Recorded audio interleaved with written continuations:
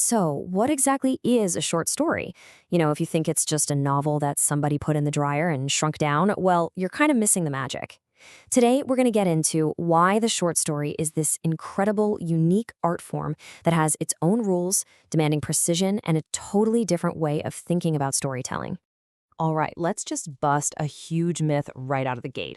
A lot of aspiring writers hear this advice, right? Start small, write short stories as training wheels before you tackle the big one, the novel.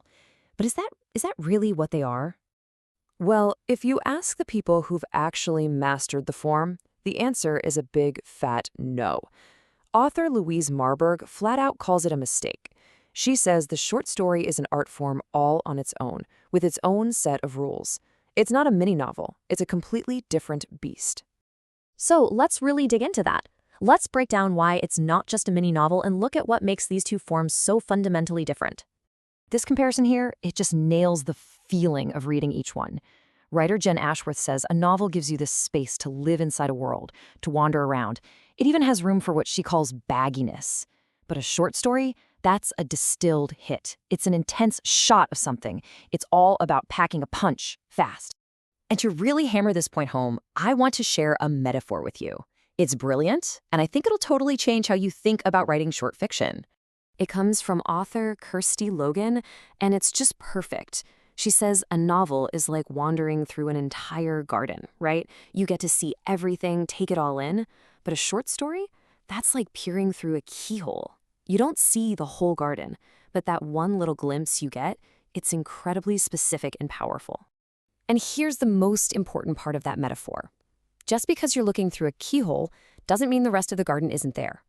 As the writer, you still have to build that whole world. You have to know the character's backstory, all of it.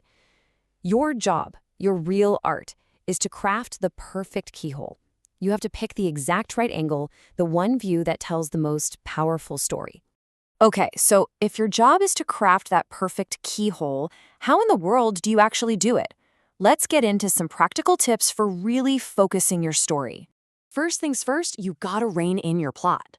I mean, you don't have 400 pages for some epic, year-long journey.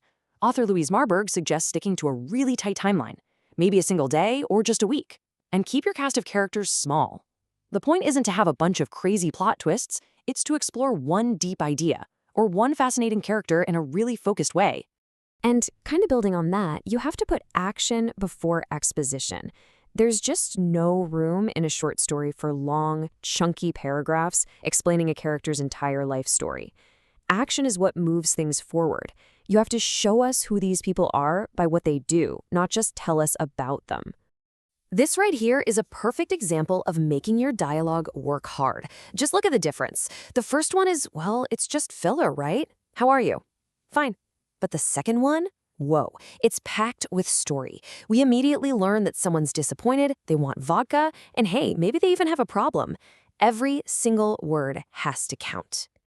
And it's the exact same idea with description. You can't spend pages and pages describing a room. No way. You have to pick one, maybe two details that do all the heavy lifting.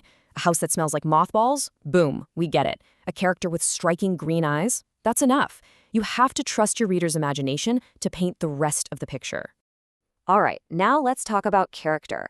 How does this keyhole idea work there? Especially when we get to what is, let's be honest, one of the hardest parts of any short story. The ending. There's this huge pressure on writers to wrap everything up with a big, life-changing moment for their character. The epiphany. But a lot of the time, that can just feel forced, kind of like tying a neat little bow on a really messy, complicated problem. Creative writing teacher David Joss just skewers this problem with this amazing quote. He says the epiphany arrives exactly on time, like trains in a fascist state. I mean, wow. When it feels that predictable, that punctual, it just loses all its power. It feels like the author is just ticking a box instead of digging into a real human truth. So here's the big mindset shift. The goal isn't always for the character to have the big realization.